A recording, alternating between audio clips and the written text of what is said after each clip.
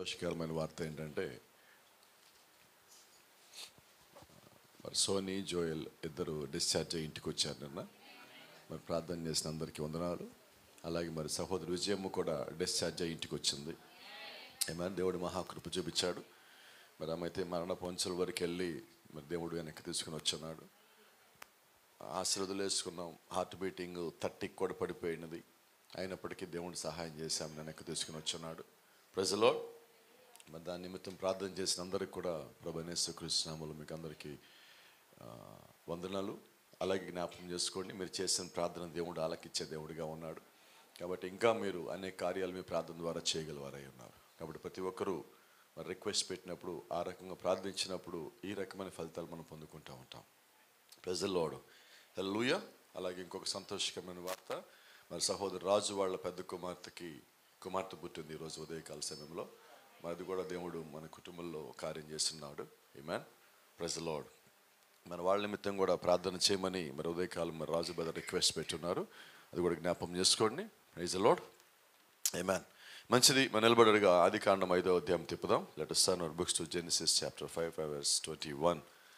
ఆదికాండము 5వ అధ్యాయము 21వ వచనంగా పరిశుద్ధ గ్రంథం తిప్పుదాం. మరి ప్రభు సహాయం చేస్తే ఇది ముగించుకుందాం, లేకపోతే ఎక్కడి వరకు దేవుని తీసుకెళ్తారు అక్కడి వరకు వెళ్దాం. 5:21. హానోకు 65 ఏండ్లు బ్రతికి మెతుషెలెను కనెను. హానోకు మెతుషెలెను కనిన తరువాత 300 ఏండ్లు దేవునితో నడుచుచు కుమారులను కుమార్తెలను కనెను. హానోకు దినములన్నీ 365 ఏండ్లు. హానోకు దేవునితో నడిచిన తర్వాత దేవుడు అతనిని తీసుకుని పోయాను కనుక అతడు లేకపోయాను. Praise the lord. ప్రార్థన చేసుకున్నాం. జీవము గల దేవా, జీవాధిపతి నాయన, ఉదయకాల సమయంలో ప్రభా నీ యొక్క ప్రియ బిడ్డలుగా నీ యొక్క వాక్యం అనే బల్ల చుట్టూ మేమందరం చేరి ఉండగా నీ బిడ్డలతో నీవే సూటిగా తేటగా స్పష్టంగా మాట్లాడుటూ ఇక సమయాన్ని తీసుకొని వేడుకుంటూ ప్రభువైన యేసుక్రీస్తు నీ నామములో ప్రార్థిస్తున్నాం. ఆమేన్. God bless you.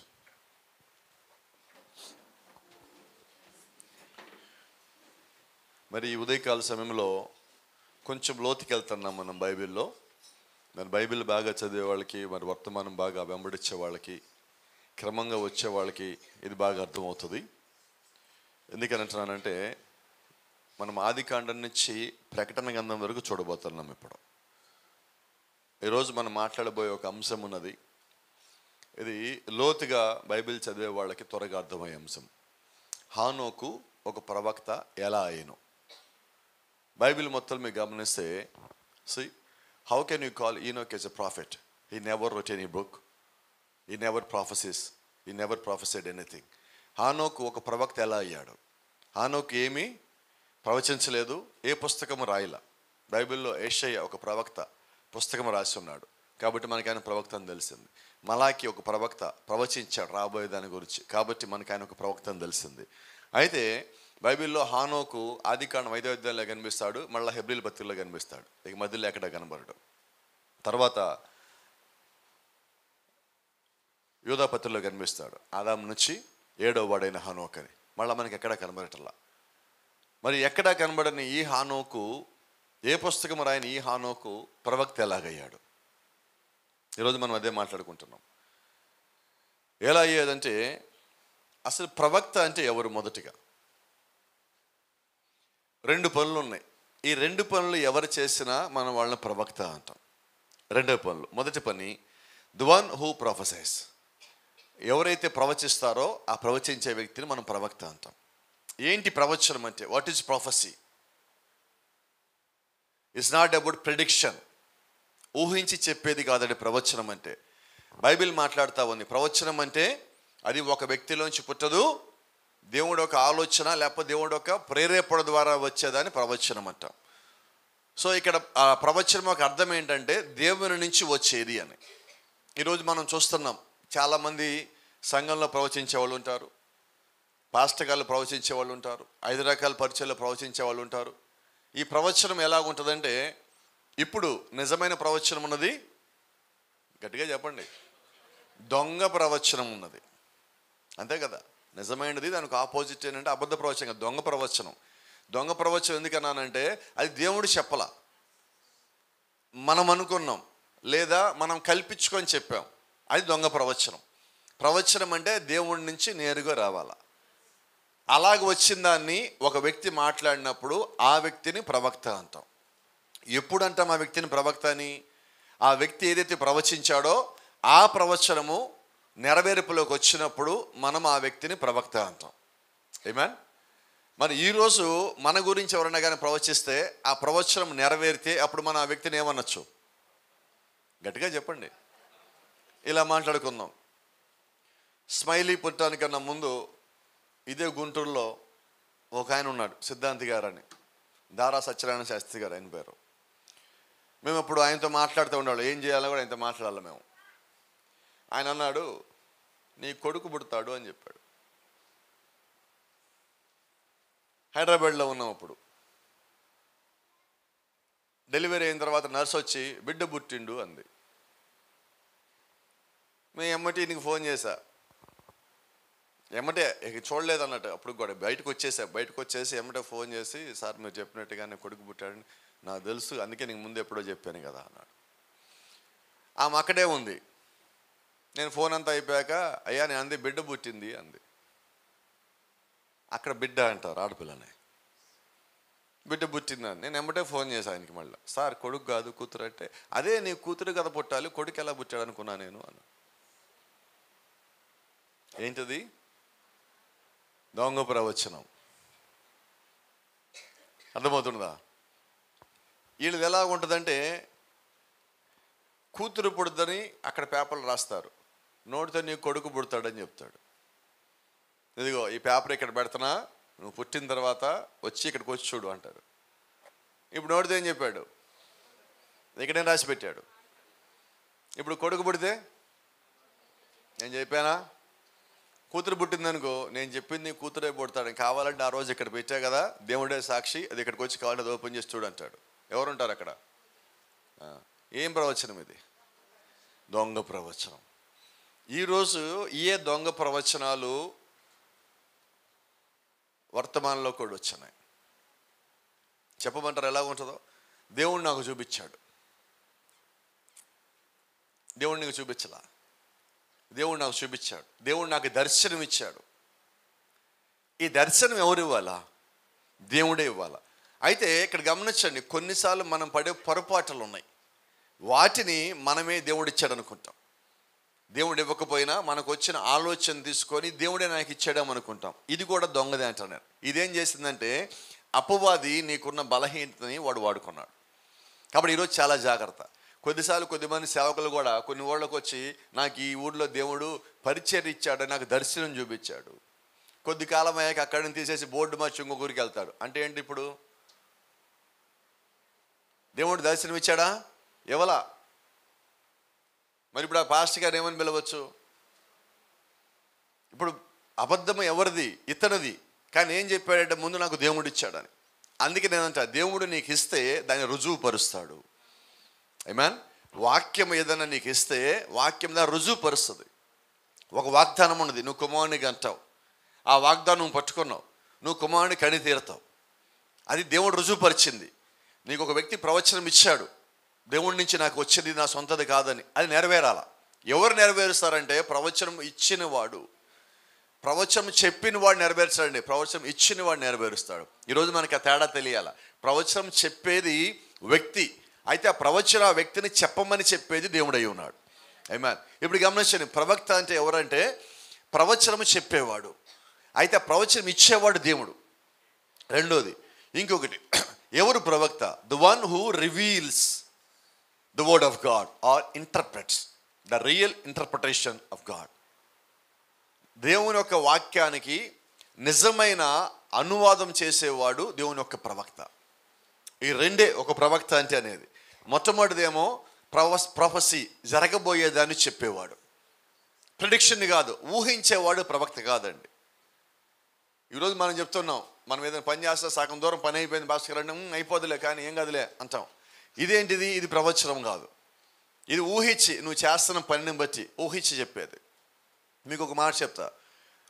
ఒకసారి ఒక వ్యక్తి ఒక రోడ్డు జంక్షన్లో కూర్చొని ఉన్నాడు. ఆయన దగ్గరికి ఒక వ్యక్తి నడుచుకుంటూ వచ్చాడు. అయ్యా, ఈ రోడ్డు మీద ఇలా ఎంతసేపు పోతే ఆ ఊరు వస్తానని అడిగాడు. ఆయన ఏం చెప్పట్లా. మళ్ళీ రెండోసారి అడిగాడు, ఏం చెప్పటలా. ఈయన సీరియస్గా కొద్ది దూరం ముందుకు వెళ్ళిపోయాడు, నడుచుకుంటూ వెళ్ళిపోతాను, వెనకాల నుంచి పిలిచాడు, వెనక్కి రా అన్నాడు. వెనక్కి వచ్చాడు. వచ్చాక ఏంటి అన్నాడు. ఒక 40-45 నిమిషాలు వెళ్ళిపోతావు అన్నాడు. రెండుసార్లు అడిగా, అయినా చెప్పలేదు. ఇప్పుడు ఎందుకు చెప్తున్నావంటే, నువ్వు ఎంత స్పీడ్గా నడుస్తున్నావో తెలియదు కదా. ఇప్పుడు ఇంత స్పీడ్లో నువ్వుగా నడిస్తే 40-45 నిమిషాలు వెళ్ళిపోతావు అన్నాడు. ఇది ప్రవచనమా? ఏంటిది? ఎజంప్షన్, ఊహించి చెప్తున్నాడు. ఇది ప్రవచనం కాదండి. అలాగే కొన్నిసార్లు మనల్ని ఏం చేస్తాడు, కొద్దిమంది చూసి చెప్పేస్తూ ఉంటారు. ఇవన్నీ ప్రవచనాలు కావు. నిజంగా దేవుడు ఇస్తేనే ప్రవచనం. సగం పని అయిపోయాక పని అయిపోద్ది అని చెప్పేది ప్రవచనం కాదు. అసలు పని అన్నది ప్రారంభించకముందే ఇది ఖచ్చితంగా అవుతుంది, ఎలాగవుద్దో చెప్పేవాడే ప్రవచనం చెప్పేవాడు అయి ఉన్నాడు.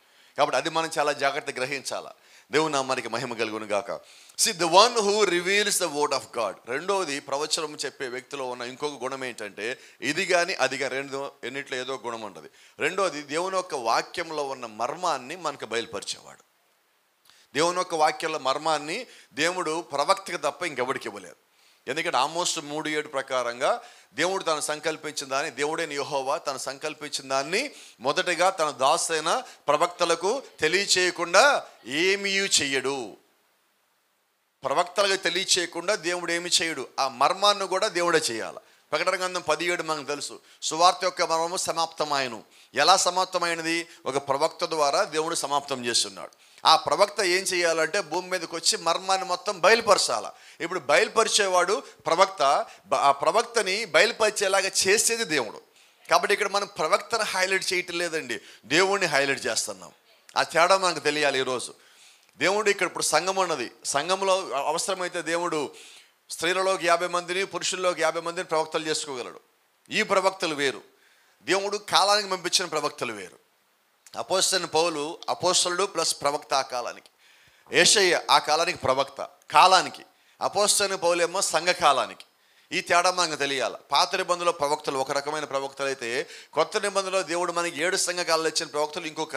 అంటే వీళ్ళు ఆ మధ్యలో కాలానికి వీళ్ళు ప్రవక్తలు. యేషయ్య ప్రవచించాడు. యేషయ్య ప్రవచనము యేషయ్య కాలానికి కాదండి, యేసుక్రీస్తు కాలానికి అయి ఉన్నది. యేసుక్రీస్తు భూమి మీదకి వచ్చే కాలానికి, బాప్తిస్మిచ్చే యోహాను భూమి మీదకి వచ్చే కాలానికి, మలాకి రాసిన ప్రవచనము ఇప్పుడు మనము జీవిస్తున్న కాలానికి సంబంధించిన ప్రవచనం. కాబట్టి గమనించండి, పాత నిబంధనలో రాసినది వాళ్ళు పాత నిబంధనలో ఉన్నప్పటికీ వాళ్ళు రాసిన ప్రవచనము కొత్త నిబంధనలో చివరిలో కూడా నెరవేరుతూ ఉన్నాయి. సో ఇప్పుడు అది ప్రవచనము, దేవుడి నుంచి వచ్చినది. దాన్ని చెప్పిన వాడిని మనం ప్రవక్త అంటున్నాం. అందుకని మలాకి ప్రవక్త అంటాం, మీకా ప్రవక్త అంటున్నాం. ఇలా మనం ఎందుకు పిలుస్తున్నామంటే దేవుడు వాళ్ళని వాక్యానుసారంగా వాడుకున్నాడు కాబట్టి. ఆయన చెప్పిన మాటల్ని ప్రజలకి తెలియచేయటం కొరకు దేవుడు వాళ్ళని ప్రేరేపించి వారి లోపల దేవుడు ఒక వాక్యాన్ని పెట్టి మనకి తెలియజేస్తున్నాడు. రెండోది, మూడొక ముఖ్య ఉద్దేశము, దేవుడు ఎందుకు ప్రవచనాలు చెప్తాడు, దేవుడు ఎందుకని తన వాక్యానికి అర్థం తెలియజేస్తాడు. దీనివల్ల ప్రవక్తలకి ఎటువంటి ప్రయోజనం లేదు. ఇప్పుడు యేషయ్య యేసుక్రీస్తు పుడతాడని చెప్పాడండి. సుమారుగా 712 సంవత్సరాల క్రితమో 782 సంవత్సరాల క్రితమో చెప్పున్నాడు. మరి అప్పుడు చెప్పిన ఆయనకి యేసుక్రీస్తు పుడతాడు అని చెప్పడం వల్ల ఆయనకేంటి ప్రయోజనం? ఏమీ లేదు. మలాకి మన కాలం గురించి ప్రవచించాడు. ఇదిగో నేను భూమిని శపించుకుంటున్నట్లు ఏలి ఆత్మ కలిగిన వ్యక్తి ఒక ఆయన వచ్చి మిమ్మల్ని అందరినీ తండ్రుల హృదయాన్ని పిల్లల వైపు, పిల్లల హృదయాన్ని తండ్రుల వైపు తిప్పుతాడు. దీనివల్ల మలాకికి వచ్చిన ప్రయోజనం ఏంటి? ఏమీ లేదు. అయితే ఇప్పుడు దేవుడు ప్రేరేపించాడు. దేవుడు ఒక వ్యక్తి లోపల నుంచి మనతో మాట్లాడి భవిష్యత్తులో జరగబోయే దాని నుంచి ఆయన యొక్క బిడ్డలు తప్పించుకోవటానికి దేవుడు ప్రవక్తల ద్వారా మార్గం తెరుచున్నాడు. హల్లెలూయా. నోవాహు ఒక ప్రవక్త, అబ్రహాం ఒక ప్రవక్త, మోషే ఒక ప్రవక్త. వీళ్ళందరితో దేవుడు ఏం చేస్తున్నాడంటే నోవాహు కాలంలో ప్రజలు తప్పించుకోవడానికి మార్గం ఏర్పరిచాడు. కాబట్టి ఇప్పుడు ప్రవక్తల దేవుడు ఎందుకు వాడుకుంటున్నాడంటే ప్రవచనం చెప్పి వాళ్ళ ద్వారా ఆయన యొక్క ప్రజలు వినటానికి సిద్ధపడిన ప్రజలను దేవుడు ప్రమాదంలో పడనీయకుండా తప్పించుకోవటానికి మార్గం చూపించి తప్పించుకోలేక చేస్తున్నాడు ఆయన. హల్లెలూయా. కాబట్టి ఇప్పుడు దేవుడు ప్రవక్తలు ఎందుకు పంపించాలి? ఆయన బిడ్డలు ప్రమాదంలో పడనీయకుండా ఉండటానికి. కాబట్టి ఇప్పుడు ప్రవక్త వచ్చి చేసే పని ఏంటంటే హెచ్చరిక. నోవాహు దినముల్లో దేవుడు నోవాహు ద్వారా హెచ్చరిక చేశాడు. మోషే కాలంలో దేవుడు మోషే ద్వారా హెచ్చరిక చేశాడు ప్రజలకి.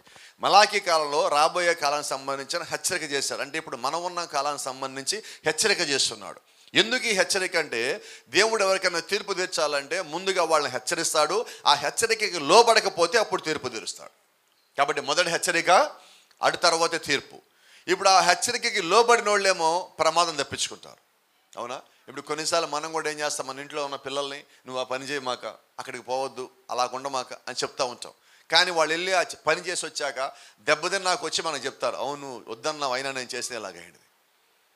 అవునా కదా? చాలాసార్లు మనం వింటానే ఉన్నాం.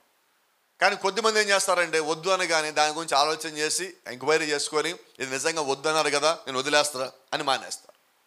దానివల్ల వాళ్ళు మేలు పొందుకుంటారు. ఈరోజు అటువంటి వారు దేవుడికి కావాలి. దేవుడు యొక్క వాక్యం నీకు గద్దించినప్పుడు నీకు ఎంత జ్ఞానం ఉన్నప్పటికీ, ఎంత శక్తి నీకు బలం ఉన్నప్పటికీ, దేవుడు వద్దు అన్నాక నేను దాన్ని వద్దని అనాలి. దేవుడు ఇది నువ్వు చెయ్యి అన్నాక అది నాకు కష్టంగా ఉన్నా ఇష్టంగా లేకపోయినా కూడా నేనేం చేయాలంటే నేను చేయాల్సిందే. ఆమేన్. సో ఇప్పుడు ప్రవక్తలు ఎందుకు దేవుడు పంపించారంటే, 1 హెచ్చరిక చేయటానికి, 2 భవిష్యత్తు గురించి మనం చెప్పడానికి, 3 ఆయన యొక్క వాక్యాన్ని తర్జుమా చేయటానికి. ఇవేమీ తెలియకుండా మనం భవిష్యత్తులో ముందుకు పోలేం. దేవుని యొక్క రాజ్యం చేరాలంటే ఒక రాకున్నదని నాకు ముందుగా తెలియాలి. దేవుడి యొక్క రాజ్యాన్ని నేను వెళ్ళాలంటే నేను సిద్ధపడాలి, నాకు ముందుగా తెలియాలి. అంటే ఇవన్నీ తెలియచేయటానికి దేవుడు ఆయన యొక్క ప్రవక్తలను వాడుకుంటాడు. ప్రైజ్ ది లార్డ్, హల్లెలూయా.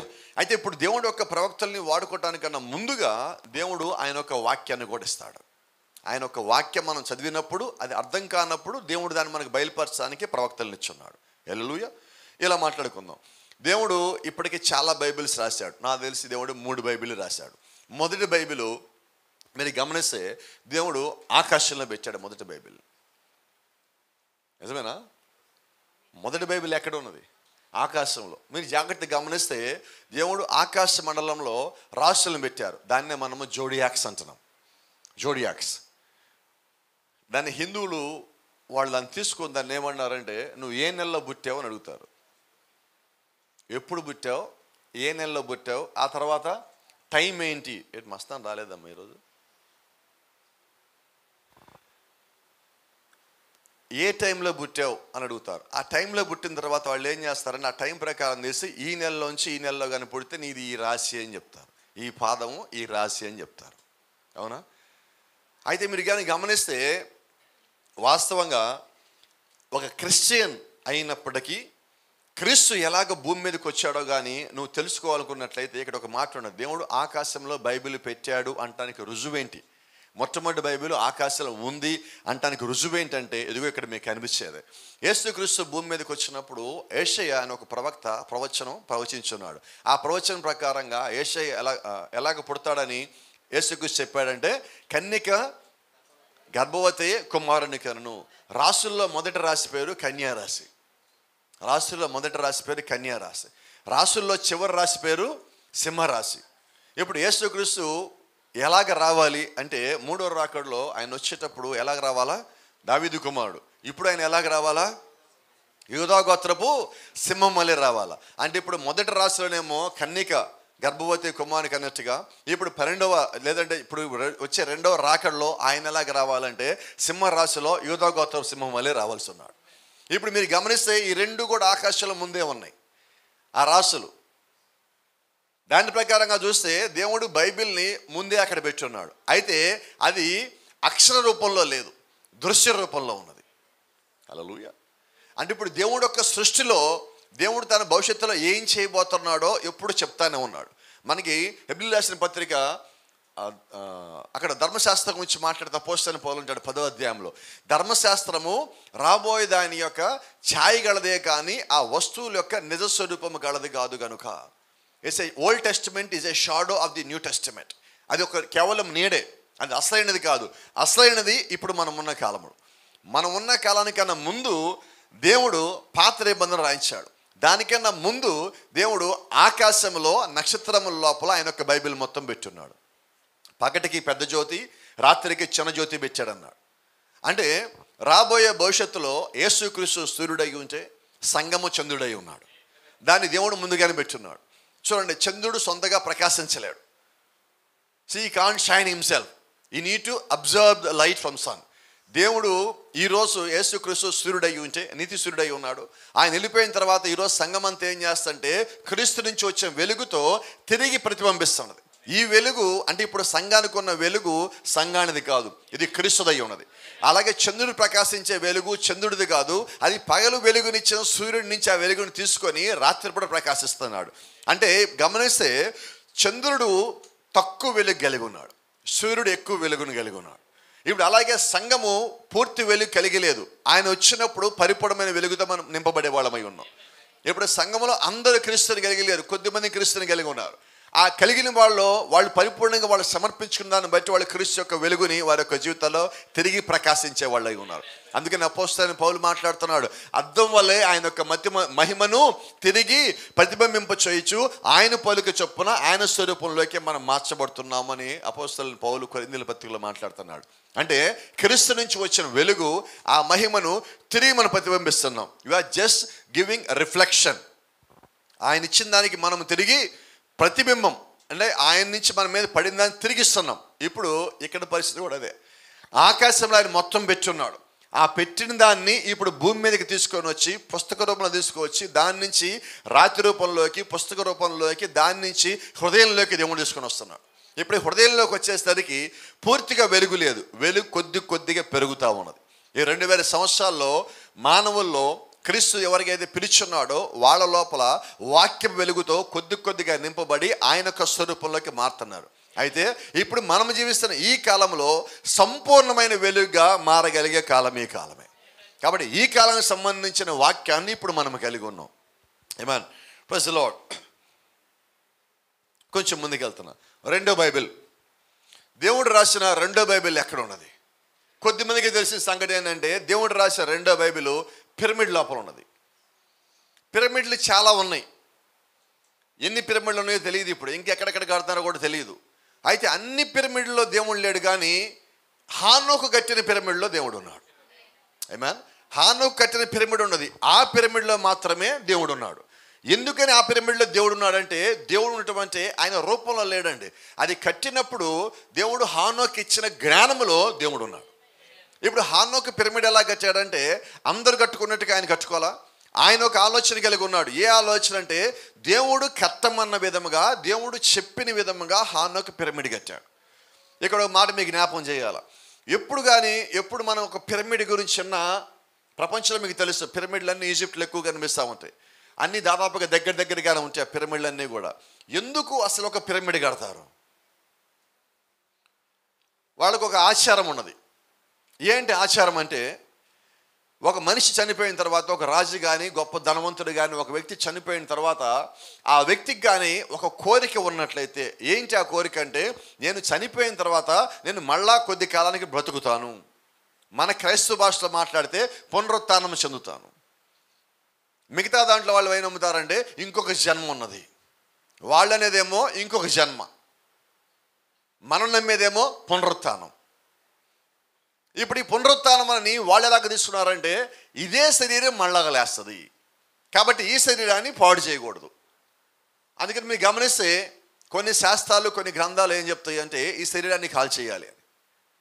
కొన్ని ఏం చెప్తాయి అంటే ఇదిగో ఇది కాల్ చేస్తే మళ్ళీ తిరిగి రాదు కాబట్టి దీన్ని పాతి పెట్టండి. అయితే వీళ్ళు ఏం చేశారంటే ఈ శరీరం మట్టిలో పాతి పెడితే 4 రోజులు గడిచిందంటే ఇది పురుగులు తినేసి శరీరం మొత్తం పోయి కేవలం ఎముకలు మాత్రమే మిగులుతాయి. కాబట్టి ఇది పాడు కాకుండా ఉండడానికి కొన్ని రకాల రసాయనాలు, ద్రవాలు మొత్తం కలిపి దాంట్లో ఈ శరీరాన్ని పెట్టి దాన్ని ఒక బాక్స్లో పెట్టి ఆ బాక్స్ని తెరవనీయకుండా దానికి సీల్స్ అన్ని వేసి దాన్ని తీసుకొచ్చి ఈ పిరమిడ్ లోపల పెడతారు. ఎందుకని ఈ పిరమిడ్ లోపల పెడుతున్నారంటే, హానోకు పిరమిడ్ కట్టాడు మొదటిగా, అంతకుముందు ఎవడు కట్టల పిరమిడ్ని. ఈ హానోకు కట్టిన పిరమిడ్లో హానోకు తన కొరకు ఒక సమాధిని దొలిచిపెట్టుకున్నాడు.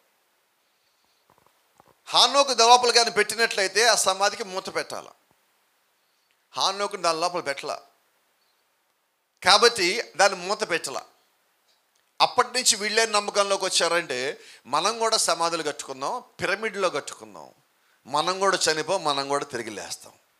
హానోకు దేవుడితో నడిచాడు, పైకి వెళ్ళిపోయాడు. ఇప్పుడు ఆచారం ఏమొచ్చింది? ఇక్కడ చిన్న సంగతి చెప్తా, ఆచారాలు ఎలాగొస్తాయో. మీరందరూ ఇక్కడ క్రైస్తవ వివాహాలకు వెళ్ళే ఉంటారు, అందరూ కూడా. పెళ్ళేప్పుడు కాకుండా ముందు రోజు వెళ్ళారు ఎప్పుడన్నా? 1 రోజు 2 రోజుల ముందు వెళ్ళినట్లయితే అక్కడ ఒక మూట ఇప్పుతారు. ఏంటి ఆ మూట? మనం గట్టిగా చెప్పండి. ఏంటమ్మా ప్రధాన మూట అంటే? ఆభరణాలు. ఏం బంగారం ఉంటుందమ్మా దాంట్లో? ఉండదు. 11 రకాల ప్లాస్టిక్ వస్తువులు ఉంటాయి. సబ్బు పెట్టె, పౌడర్ డబ్బా, దువ్వెన, అద్దము, ఇంకేంటమ్మా నేను లెక్కేస్తున్నాం. మీరు గమనించినట్లయితే అన్ని ప్లాస్టిక్. దానికి ఏం పేరు పెట్టారు? ఇది ఎక్కడి నుంచి వచ్చింది? నేను చెప్తానండి. ఎలియాజరు రెబెకా దగ్గరికి వెళ్ళినప్పుడు బంగారం మోటిప్పి అన్నీ పంచాడు. దానిలో బంగారం పంచాడు అంతా. ఎక్కడి నుంచి వచ్చింది ఇప్పుడు ఇది? ఎలియాజరు ఏం తెచ్చాడు? మరి వీళ్ళు ఏం తెచ్చారు? మరి ఆ ప్రేమ ఏంటి? ఈ ప్రేమ ఏంటి? అది ఈరోజు ప్రేమలు ఎలాగున్నాయి? అగ్గి తగిలితే కాలిపోతుంది, మెల్ట్ అయిపోతుంది ప్రేమలు. అట్లాంటి ప్రేమలు ఉన్నాయి ఈరోజు. అది నమ్మమాకండి. అయ్యి వర్తమానం లేవమ్మా. ఈ మూటలు లాంటి మాటలు కూడా ఏమీ లేవు, అన్నీ ప్లెయిన్గా ఉంటాయి. కాబట్టి అట్లాంటి ప్లాస్టిక్ ప్రేమ గురించి నాకు చెప్పాలి. ప్లాస్టిక్ పెళ్ళిళ్ళు కూడా నేను చేయను. ఎందుకని ఈ మాట అన్నానంటే క్లియర్గా మనం ఉందాం వాక్యానుసారంగా. తర్వాత ఎలియాజరు అక్కడికి పోయినప్పుడు ఆ మూట ఇప్పడానికన్నా ముందుగా అమ్మ రెబెకానివ్వండి, ఎదుగు అక్కడ ఇస్సాకు గారు ఎదురు చూస్తున్నారు అని చెప్పి అడిగినప్పుడు వాళ్ళు అన్నారు, సరే మాట్లాడుకుందాం, ముందు భోజనం చెయ్యి అన్నారు. అవునా? అప్పుడు ఎలియాజరు ఏమన్నాడు? భోజనం చేయను, ముందు ఈ మ్యాటర్ తేలితే తప్ప భోజనం చేయను, దేవుడి పని నాకు ఇంపార్టెంట్ అన్నాడు. రైట్, ఇప్పుడు మాట్లాడుకుందాం మనం. మన ఇళ్ళకు కూడా అమ్మాయిని అబ్బాయిని చూసుకొని ఇళ్ళకి వస్తారు, తింటారా? ఏమంటారు? మా పదం చెప్పండి, ఉండదున్నట్టుగా చెప్పండి. నాకు కతికితే కతికేది కుక్క, మనం కాదు. ఏం తెచ్చిపెట్టావు ఇప్పుడు? ఆచారం ఎక్కడి నుంచి వచ్చింది? ఒరిజినల్ వేరు, ఆచారం వేరు. దానికి దీనికి చాలా దూరం ఉంటుంది. పాతాళానికి పరలోకం అంత దూరం ఉంటుంది. దానికే మనం పెట్టుకునే పేరు సత్య దూరము. పాతాళానికి పరలోకానికి దూరం.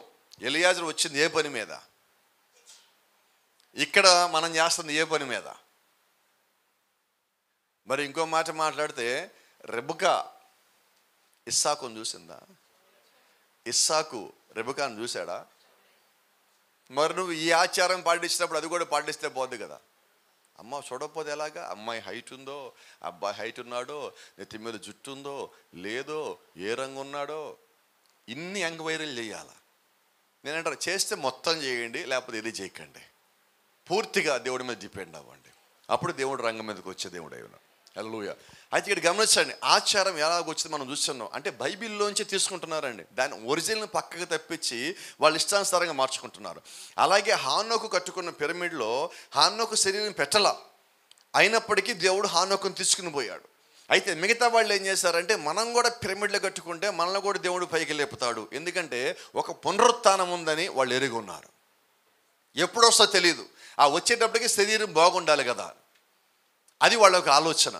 అయితే దేవుడు చేసిన పని ఏంటంటే మీరు జాగ్రత్తగా గమనిస్తే హానోకు దేవుడితో కూడా 300 ఏళ్ళు నడిచాను. ఏమన్ ఈ పిరమిడ్ కట్టిన వాళ్ళు మర్చిపోయిన సంగతి అది. ఈరోజు మనం పిరమిడ్లు కట్టటంలో ఎవరు కూడా కట్టుకున్నారు? ఎవరన్నా నాకు తెలియకుండా ఎవరు కట్టలేదు అనుకుంటా, నాకు తెలిసినంత వరకు. ఎందుకని ఈ మాట అంటున్నానంటే ఈరోజు మనం పిరమిడ్ కట్టక్కర్లేదండి, దేవుడు కట్టుతున్న పిరమిడ్లో మనం భాగమై ఉన్నాం. హల్లెలూయా. ఈరోజు ఎందుకని మన ఈ పిరమిడ్ వర్తమానము, ఎందుకని హానోకు ఒక ప్రవక్త అయ్యాడని మాట్లాడుతున్నామంటే రాబోయే దాన్ని దేవుడు ఈ పిరమిడ్ లోపల రాయించి పెట్టాడు. హల్లెలూయా. రాబోయేదాన్ని అంటే హానోకు సంబంధించిన కాలము కాదు, హానోకు తర్వాత కాలం. తర్వాత మీరు ఇంకొంచెం జాగ్రత్తగా గమనిస్తే ఈ హానోకు కట్టిన పిరమిడ్ ఎప్పుడు కట్టాడంటే భూమి మీద జలప్రళయం కన్నా ముందు కట్టాడు. ఆ తర్వాత జలప్రళయం వచ్చింది. అంటే జలప్రళయానికన్నా ముందు కట్టి ఇప్పటిదాకా నిలిచి ఉన్న ఒకే ఒక కట్టడము హానోకు పిరమిడ్. హల్లెలూయా. మరి భూమి మీద అత్యంత పురాతనమైన కట్టడం అంటే ఇదిగో ఇప్పుడు దీని గురించి మనం మాట్లాడుతున్నాం. అయితే ఆశ్చర్యమైన సంగతి ఏంటంటే ఈ పిరమిడ్ చాలా కాలం నుంచి అలాగే ఉన్నది. ఈ పిరమిడ్లో ఇంకొక మర్మం కూడా దాచిపెట్టబడి ఉన్నది. ఈ పిరమిడ్ చుట్టూ ఉన్న ఈ రాళ్ళు ఏవైతే ఉన్నాయో ఈ రాళ్ళు మొత్తము 144,000 రాళ్ళు ఉన్నాయి. మనం గమనిస్తే ప్రకటన గ్రంథం 7వ అధ్యాయంలో ఇజ్రాయెల్లో నుంచి వచ్చిన 12 గోత్రములు ఏవైతే ఉన్నాయో ఇవన్నీ ఆ గోత్రాల్లో నుంచి దేవుడి చేత ముద్రించబడిన దేవుడి యొక్క దాసుల యొక్క లెక్క మొత్తం ఎంత అంటే 144,000 మంది. అంటే జలప్రళయానికన్నా ముందు, నోవాహు ఓడగట్టానికన్నా ముందు హానోకు కట్టిన ఈ పిరమిడ్లో ప్రకటన గ్రంథం 7వ అధ్యాయంలో రాబోయే వాళ్ళ గురించి దేవుడు ముందుగా రాయించి లెక్క ఇక్కడ పెట్టున్నాడు. ఆ లెక్క పర్ఫెక్ట్గా సరిపోతూ ఉన్నది. అంటే భవిష్యత్తులో జరగబోయేదాన్ని ఈ పిరమిడ్ దీని లోపల ఉన్న ఆ రాళ్ళు మనకు తెలియజేస్తాయి. ఇంకో రకంగా మాట్లాడితే ఇక్కడ ఈ పిరమిడ్లో దేవుడు పెట్టిన ప్రవచనము ప్రకటన 7లో మనకు కనిపిస్తున్నది. ఏమేన్ అంటే ఇప్పుడు దేవుడు యొక్క ఆలోచన ఎంత దూరంగా ఉన్నది. కాబట్టి ఇది మనకు అర్థమయ్యే సంగతి ఏంటంటే ఇది హానోకు కట్టిన పిరమిడే కానీ దేవుడు కట్టించిన పిరమిడ్. Praise the Lord. కొంచెం ముందుకు వెళ్దాం, మళ్ళీ మనం డీటెయిల్గా మాట్లాడుకుందాం. ఇప్పుడు ఇంత మనం మాట్లాడుకున్నట్టుగా ఇది రెండో బైబిల్. ఇది రెండో బైబిల్ ఎలాగంటామన్నది ఈరోజు మనం చూద్దాం. మూడో బైబిల్ గురించి కొద్దిసేపు మాట్లాడదాం. ఈ బైబిల్ అందరికీ తెలిసింది అనుకుంటున్నాను నేను. ఈ మూడో బైబిల్ ఏంటంటే ఇప్పుడు మనం చదువుతున్న ఈ బైబిల్. ఈ బైబిల్ ఎందుకు రాయబడింది? The third was wrote on paper, the Bible for the great smart intellectual world to come. ఇప్పుడు ఈ బైబిల్ ఎవరి కొరకు? తెలివైన వాళ్ళకి, జ్ఞానులకి, భవిష్యత్తులో రాబోయే జ్ఞానయుక్తమైన తరం వారికి సంబంధించింది ఇది. ఎప్పుడు దేవుడు రాయించడానికన్నా ముందు సంగతి చెప్తున్నాను. మొదట ఆకాశంలో పెట్టాడు, అది అర్థం కాల మనకి. 2 పిరమిడ్లో పెట్టాడు, అది అర్థం కాల. చదువుకునే ఒక తరం వచ్చింది. ఈ తరానికి అర్థం కావటానికి దేవుడు మొత్తము రాయించి పంపించున్నాడు. ఇప్పుడు ఈ బైబిల్ మన దగ్గర ఉన్నది. నువ్వు ఈ బైబిల్ చదువుతా ఉన్నప్పుడు నీకు రెండో బైబిల్ కూడా తెలుస్తుంది, మొదటి బైబిల్ కూడా తెలుస్తుంది. అంటే దేవుడు ప్రతి చోట ఏ రకంగా తన యొక్క వాక్యాన్ని దాచిపెట్టాడో దేవుడు నీకు దీని ద్వారా తెలియజేస్తున్నాడు. హల్లెలూయా. కాబట్టి దేవుడు ఎక్కడ పెట్టినా ఎక్కడ ఆయన యొక్క వాక్యాన్ని దాచిపెట్టినా దేని కొరకు దాచిపెట్టాడంటే ఆయన యొక్క కుమారులు కుమార్తెల కొరకు. ఆయన తన ప్రేమని, తన యొక్క వాక్యాన్ని, తన యొక్క ఉద్దేశాన్ని, తన భవిష్యత్తులో చేయబోయేదాన్ని మనకి తెలియచేయడానికి దేవుడు ఏర్పరచుకున్న మార్గమే ఇదిగో యొక్క పరిశుద్ధ గ్రంథమై ఉన్నది. దేవుని నామానికి మహిమ కలుగును గాక. గమనించండి, ఈరోజు మనము ఆ రెండో బైబిల్ యొక్క ముగింపులో మనం వస్తున్నాం. కొద్దిగా గమనిద్దాం. ఈనోక్ ఏ ప్రాఫెట్, హానోక్ ఒక ప్రవక్త, Noah is a type of the jewel, a remnant. ఇక్కడ గమనిస్తే హానోకు తర్వాత కాలంలో ఉన్నవాడు నోవాహు. ఒక రకంగా చూస్తే ఇంచుమించు ఒకే కాలంలో ఇద్దరు ఉన్నారు. మీరు బైబిల్ బాగా చదివినట్లయితే మొదట హానోకు పైకి ఎత్తబడ్డాడు, ఆ తర్వాత నోవాహు ఓడగట్టాడు. ఇక్కడ గమనించినట్లయితే హానోకు ఈ భూమి మీద ఇప్పుడున్న కాలానికి సంబంధించిన యేసుక్రీస్తు సంఘం అనే శరీరంలో ఉన్న వధువుకు సాదృశ్యంగా ఉన్నాడు. ఇప్పుడు మరి నోవాహు దేని సాదృశ్యంగా ఉన్నాడంటే హానోకు పైకి వెళ్ళిపోయాడు ఒక వధువుగా, క్రీస్తు యొక్క శరీరముగా. ఆ తర్వాత వచ్చేవారు ఎవరంటే శ్రమల్లోంచి వచ్చేవాడు. మీరు జాగ్రత్తగా గమనిస్తే నోవాహు కుటుంబాన్ని దేవుడు కాపాడున్నాడు. మీరు కొద్దిగా జాగ్రత్తగా గమనిస్తే నోవాహుని దేవుడు కాపాడాడు, హానోకుని దేవుడు కాపాడాడు. హానోకుని దేవుడు ఎలా కాపాడాడంటే భూమి మీద మొట్టమొదటి వర్షపు చినుకు పడటానికన్నా ముందుగానే హానోకుని దేవుడు తీసుకెళ్ళిపోయాడు. Praise the lord. అంటే ఇప్పుడు ఈ దినమున ప్రభువైన యేసుక్రీస్తు భూమి మీదకి శ్రమల కాలం రావటానికన్నా ముందుగానే ఆయనలో ఉన్న శరీరమును పైకి తీసుకొని పోతాడు. Praise the Lord. ఆయన ఒక శరీరం పైకి తీసుకెళ్ళిపోయాక, లేకపోతే హానోకుని పైకి తీసుకెళ్ళిపోయిన తర్వాత ఇప్పుడు నోవాహు ప్రకటించడం ప్రారంభించున్నాడు. ఆ తర్వాత నోవాహు ఓడగట్టడం ప్రారంభించున్నాడు. ఆ తర్వాత దేవుడు భూమి మీదకి వర్షం తీసుకుని వచ్చాడు. అంటే నోవాహు ప్రకటించిన తర్వాత హానోకు వెళ్ళిపోవాలా, నోవాహు ప్రకటించాలా, అప్పుడు భూమి మీదకి శ్రమలు ప్రారంభించబడ్డాయి. లేదంటే ఆ నీరు వచ్చినప్పుడు ఆ నీటిలో వీళ్ళు కొన్ని నెలల పాటు ప్రయాణం చేశారు. ఇప్పుడు ఆ ప్రయాణం అంతా ఏంటంటే శ్రమల్లోంచి రావటం. అందుకని బైబిల్ రాసింది ప్రకటన గ్రంథంలోనే సంఘము శ్రమల గుండా వచ్చినది. అదే సంఘానికన్నా ముందు క్రీస్తులో ఉన్న శరీరం అనే వధువు శ్రమలు లేకుండా పైకి వెళ్ళిపోయాడు. ఏమన్ ప్రకటన గ్రంథం 4వ అధ్యాయంలో మనం చూసినట్లయితే యోహాను జీవించి పైకి వెళ్ళాడు. ఇప్పుడు జీవించి పైకి వెళ్ళిన యోహాను హానోకుకి సాదృశ్యంగా ఉన్నాడు. ఈ హానోకు ఎవరికి సాదృశ్యంగా ఉన్నాడంటే యేసుక్రీస్తు రెండవ రాకడ సమయంలో భూమి మీద నుంచి జీవించి పైకి వెళ్ళే వారికి సాదృశ్యంగా హానోకు ఉన్నాడు. ఆమేన్. ఇప్పుడు మాట్లాడుతుంది ఆదికాండం 5వ అధ్యాయం. అయితే మనం ఏంటంటే ఇప్పుడు మన కాలానికి సంబంధించిన మొత్తం కనిపిస్తున్నది. అంటే హానోకు ఇప్పుడు ఎవరికి సాదృశ్యంగా ఉన్నాడు? నాకు సాదృశ్యంగా ఉన్నాడు. మీరెవరికి నమ్మకం కలిగలేరు గట్టిగా, మిమ్మల్ని ఎందుకు ఇబ్బంది పెట్టాలి నేను. ఆయన నాకు సాదృశ్యంగా ఉన్నాడు. ఎందుకని ఆ మాట అన్నానంటే, జీవించి పైకి వెళ్ళటానికి ఈరోజు మనకు ఒక మాదిరి కావాలి. దేవుడు నేను భవిష్యత్తులో ఒక పని చెయ్యాలి అనుకుంటున్నాడు. ఆ చెయ్యాలనుకున్న దానికి దేవుడికి ఒక మాదిరి ముందుగా కావాలి.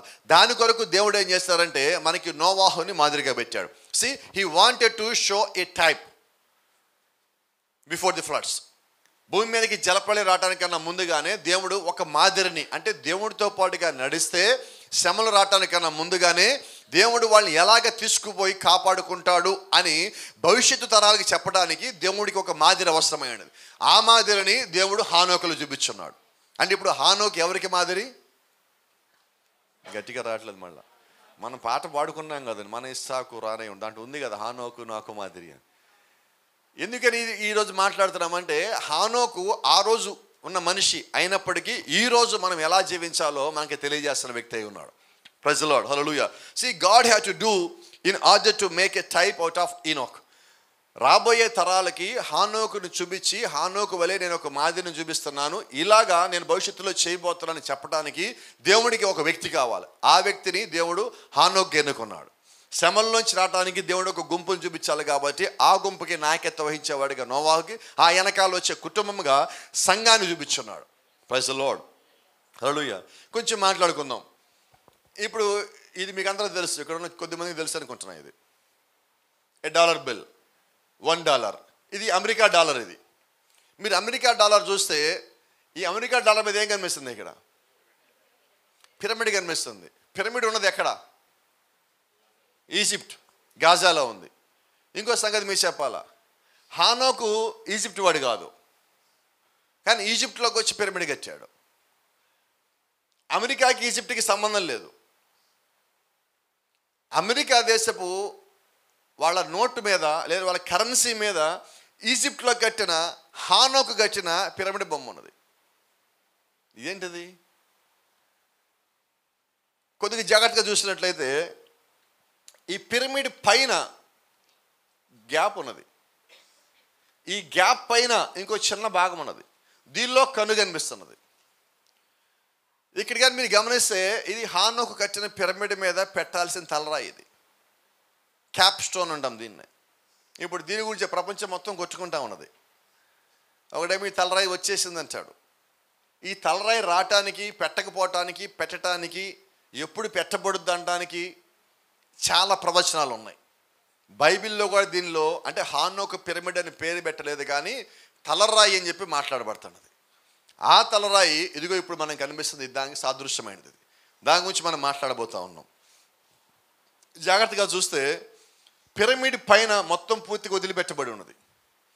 ఇక్కడ పెట్టాల్సిందిగా ఈ రాయి. కొద్దిగా జాగ్రత్తగా మాట్లాడదాం. లేఖనం మన దేని గురించి ఏమైనా చెప్తుందో చూద్దాం.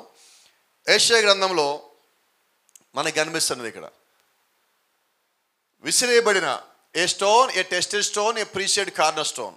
కరెక్ట్గా మాట్లాడితే పరీక్షించబడిన, పరిశోధించబడిన ఆ మూలరాయే తలరాయే. విసిరేయబడిన మూలరాయే మూలకు తలరాయేను. ఏ రాయినైతే తోసేశారో అదే ఇప్పుడు తలరాయి అయినది. కరెక్ట్గా మాట్లాడి దీనికి బైబిల్ సంబంధించిన ప్రవచనం, మనకి బైబిల్ సంబంధించిన లేఖనం కనిపిస్తూ ఉన్నది. ఈ మూలరాయి అంటే అపోస్తలు, ప్రవక్తలు నిలబెట్టడానికి కిందేయబడి కట్టబడుతున్న పునాది రాయే ప్రభువైన యేసుక్రీస్తు. క్రీస్తు యేసే ముఖ్యమైన మూలరాయి అయి ఉండగా దాని మీద కట్టబడిన అపోస్తలు, ప్రవక్తలు పునాది మీద ఈరోజు మనం ఉన్నాం. ఇప్పుడు ఆ ముఖ్యమైన మూలరాయి ప్రభువైన యేసుక్రీస్తు. మరి ఇప్పుడు ఈ తలరాయి ఎవరు? ఆ మూలరాయే ఈ తలరాయి. అక్కడ ఉన్నవాడే పైన ఉన్నవాడు. అంటే ఒక కట్టడంలో ప్రారంభంలో ఉన్న కార్నర్ స్టోన్ మూలరాయి ఎవరైతే అయి ఉన్నారో ఆయనే పైన పెట్టే తలరాయి కూడా అయి ఉన్నాడు. హానోకు పిరమిడ్లో ఆ బాటంలో ఉన్న రాయి ఎవరైతే ఉన్నారో ఆయన క్రీస్తే. అలాగే పైన పెట్టవలసి ఉన్న రానై ఉన్న ఆ క్యాప్ స్టోను, తలరాయి హెడ్ స్టోను ఆయన కూడా క్రీస్తు అయి ఉన్నాడు. దేవుని నామానికి మహిమ కలుగును గాక. కొంచెం లోతుగా పోద్దాం. ఈ పిరమిడ్ మనకి ఏమైనా సంగతులు చెప్తుందా? ఈ పిరమిడ్ మనతో ఏమన్నా మాట్లాడుతుందా? ఈ పిరమిడ్లో ఇంకేమైనా లేఖనాలు ఉన్నాయా? జాగ్రత్తగా చూస్తే ఇక్కడున్న ఈ రాళ్ళు ఏవైతే ఉన్నాయో ఈ రాళ్ల మధ్యలో సిమెంట్ లేదు, ఇసుక లేదు, ఏ రాయిని అతికించలేదు. కానీ ఈ రాయిని చెక్కి ఒక రాయి మీద ఇంకో రాయి పెట్టారు. ఈ రాయిని ఒక రాయి మీద ఒక రాయి పెట్టినప్పుడు ఈ రెండు రాతుల మధ్యలోకి మీరు ఆ బ్లేడ్ తెలుసు కదా మీకు, ఈ బ్లేడ్ని తీసుకొచ్చి రాయి మధ్యలో పెడితే ఆ బ్లేడ్ పట్టదు, లోపలికి పోదు. ఎంత బాగుంది అది. You can't put a razor blade between them. వాటి మధ్యలో మీరు ఒక షేవింగ్ చేసుకుని రేజర్ బ్లేడ్ కూడా పెట్టలేడు. బాగుందా లేదా? ఎట్లా సాధ్యం? ఈరోజు మనం సిమెంట్తో ఇసుకతో పెద్ద పెద్ద టెక్నీషియన్ పిలిచి మనం కట్టిస్తేనే కొద్దిమంది ఇళ్లల్లో అక్కడక్కడ పగుళ్ళు ఉంటే ఇంట్లో పిల్లలకు కనబడకుండా మొబైల్ ఫోన్ కూడా దాచిపెడుతున్నారు ఈరోజు. కానీ ఇక్కడ బ్లేడ్ కూడా పెట్టలేకపోతున్నాం. ఎప్పటిది? జలప్రళయానికన్నా ముందుగా కట్టిన కట్టడంలో ఇంకొంచెం జాగ్రత్తగా. సరే సార్ బ్లేడ్ పెట్టకపోతే మాకేంటి అంటారు, ఎక్కడో సంగతి చెప్పనియండి. ఈరోజు దేవుడు ఆయన ఒక సంఘాన్ని కూడా ఇలా కడుతున్నాడు. ఇప్పుడు ఈ రాయిలంతా ఇక్కడ కనిపించే ప్రతి ఒక్క రాయి గురించి ఒక నిమిషం మాట్లాడతాను నేను. ఇవన్నీ ఏమై ఉన్నాయి అంటే సంఘములో విశ్వాసులు అయి ఉన్నారు. ఇప్పుడు ఒక విశ్వాసి ఇంకొక విశ్వాసి మధ్యలో చెప్పండి ఒక బ్లేడ్ పెట్టినా అది లోపలికి రాదు. అవునా? ఈరోజు గమనించండి, మన సంఘంలో ఒక విశ్వాసి ఇంకో విశ్వాసి మధ్యలో బ్లేడ్ కాదండి, కొన్నిసార్లు అపార్ట్మెంట్ కూడా కట్టుకోవచ్చు, అంత ఖాళీ ఉంటుంది. గుంటూరులో 50 అంతస్తులు పర్మిషన్ ఇచ్చేట్టున్నారు మొన్న, ఇప్పుడు అంతకుముందు 25, ఇప్పుడు 50కి ఇచ్చినట్టున్నారు. అలాంటి 2-3 కట్టుకోవచ్చు మనం. ఎందుకంటే విశ్వాసికి మధ్యలో ఈరోజు అంత దూరం వచ్చేసింది, నమ్మకాలు లేవు. మరి ఇప్పుడు దేవుడు సంఘాన్ని ఎలా కడుతున్నాడు? అంత ఐక్యతగా నీవు ఉన్నప్పుడే దేవుడు నిన్ను కట్టగలడు. ఇప్పుడు హానోకు పిరమిడ్ అప్పుడెప్పుడో కట్టింది, ఈరోజు నాతో మాట్లాడుతున్నది. ఏమని మాట్లాడుతుందంటే సంఘంలో సహోదర ప్రేమ ఐక్యత ఎలా ఉండాలో అది మనం చూపిస్తున్నది. చాలామందికి అర్థం కాదు ఏంటంటే ఇది ఒక పిరమిడ్ అనుకుంటున్నాం. జాగ్రత్తగా చూస్తే ఈ పిరమిడ్లో ఇంకొకటి రెండు దాచిపెట్టబడి ఉన్నది. ఎప్పుడు మనం తరచుగా మాట్లాడుకునే పరిపూర్ణమైన మానవ స్వరూపము ఎలా ఉన్నది? ఈ పిరమిడే బోలే ఉన్నది. ప్రాఫిట్ తీసుకొచ్చేది ఈ పిరమిడ్లో నుంచే దీన్ని తీసుకుని వచ్చాడు. ఇప్పుడు దీని లోపల ఏమున్నాయి అంటే ఇదంతా సంఘం అయితే ఈ సంఘంలో ఏముండాలి? ఇక్కడ మొట్టమొదటి విశ్వాసము, సద్గుణము, జ్ఞానము, ఆశానిగ్రహము, సహనము, దైవత్వము, సహోదర ప్రేమ. ఇవన్నీ ఉంటే అప్పుడు నువ్వు పరిశుద్ధాత్మను పొందుకుంటావు. ఇవన్నీ ఉండాలా. పేతురు చెప్పిన మాటలు ఇవన్నీ, అవునా? పేతురు గ్రంథంలో, పేతురు పత్రికలో పేతురు మాట్లాడినవి. మరి ఇవన్నీ మనం కలిగి ఉన్నామా? ఇవన్నీ కలిగి ఉండి నువ్వు పర్ఫెక్ట్గా అయినప్పుడు నీ యొక్క ఆకారం ఇక్కడి నుంచి ఇక్కడ దాకా షేప్ చూడు ఎలా ఉండదు, పర్ఫెక్ట్ కట్టబడుతుంది. ఇక్కడ కూడా ఇది పర్ఫెక్ట్ కట్టబడుతుంది ఇక్కడి నుంచి ఇక్కడ దాకా. ఇవంతా ఇక్కడ ఉన్న రాళ్ళంతా విశ్వాసం అయినట్లయితే ఇక్కడ ఉన్నది మొత్తం దేవుని యొక్క సంఘమై ఉన్నది. 7 సంఘకాలాల్లో దేవుడి యొక్క 7 మెట్లు పెట్టించి ఆ 7 గుణలక్షణములు ఈ లోపలికి వచ్చిన తర్వాత అప్పుడు దేవుడు పరిశుద్ధాత్మగా దిగి వచ్చే దేవుడు అయి ఉన్నాడు. ఆమేన్. అండ్ ఇప్పుడు దేవుడు రావటానికి రెడీయే. మీరు గమనిస్తే ఇవన్నీ రెడీ అయితేనే ఇది పైకి రావాలా. మీరు గమనించారు లేదో, ఇదంతా కట్టడం అయిన తర్వాత పైది పెట్టాలా క్యాప్స్టోన్ని. మరి ఇప్పుడు దేవుడు తలరాగి ఎప్పుడు దిగి రావాలి? కింద ఉన్న ఆ సంఘం ఏదైతే ఉన్నదో అది పర్ఫెక్ట్గా చెక్కబడి కట్టబడి సంపూర్ణమైన తర్వాత దాంట్లో ఇంకేమి లొసుగులు లోపాలు లేవన్న తర్వాత ఒక బ్లేడు పెట్టినా దాని మధ్యలోకి పోదు అన్న తర్వాత అప్పుడు దేవుడు సంఘంలోకి పూర్తిగా దిగి వచ్చి సంఘాన్ని పైకి తీసుకుని పోవాలి. ఆమేన్. మరి ఈరోజు మన సంఘం అంతా అలాగే ఉన్నామా? గట్టిగా రావట్లేదు సమాధానం. ఎక్కడ ఏం పాస్టర్ అసలు మా మీద అనుమానం ఎందుకోసం, మేము ఎప్పుడో ఉన్నాం కదా అంటారేమనుకుంటా నేను. అసలు బైబిల్ పట్టుకున్నప్పుడే, సంఘంలో అడుగు పెట్టినప్పుడే మేము వర్తమానంలో బాప్టిజం లేదంటే ఎప్పుడు అసలు క్రీస్తు గురించి తెలిసిన రోజు నుంచి ఇలాగ అయిపోయాం పాస్టర్ గారు అంటారేమనుకుంటాను నేను. అంటే మనం ఇంకా రెడీ అవ్వవలసి ఉన్నాం. ఈరోజు ఇది మనకు ఒక హెచ్చరిక. హానోకు పిరమిడ్ మనం ఈరోజు హెచ్చరిస్తుంది. అది కట్టేసి సుమారుగా 4000 సంవత్సరాలు దాటిపోయినది. అయినా కూడా ఈరోజు ఆ పిరమిడ్ మనతో మాట్లాడుతుంది. దాని ఉద్దేశం ఏంటంటే దానిలో దేవుడు వాక్యం పెట్టున్నాడు. హానోకు ఎలాగ ప్రవక్త అయ్యాడంటే ఈరోజు కూడా హానోకు నాతో మాట్లాడుతున్నాడు. నన్ను ఇంకా సరి చేసుకోమని హానోకు చెప్తా ఉన్నాడు. సంఘములో తోటి విశ్వాసంతో నేను ఎలాగ ఉండాలో, ఎటువంటి ప్రేమ కలిగి ఉండాలో ఈరోజు దేవుడు నాకు తెలియజేస్తున్నాడు. మీరు ఆ 7 గుణలక్షణంగా తీసుకున్నట్లయితే చివరి గుణలక్షణం మీకు పైన కనిపిస్తుంది చూసారా? బ్రదర్లీ లవ్ అంటే సహోదర ప్రేమ. ఈరోజు సంఘంలో ఏం కావాలి? గట్టిగా చెప్పరే నేను. ఇప్పుడు మాట్లాడుకుందాం కొద్దిసేపు, పర్వాలేదా? టైం ఇస్తారా నాకు? ఏంటి ఎవరు అంటున్నారు?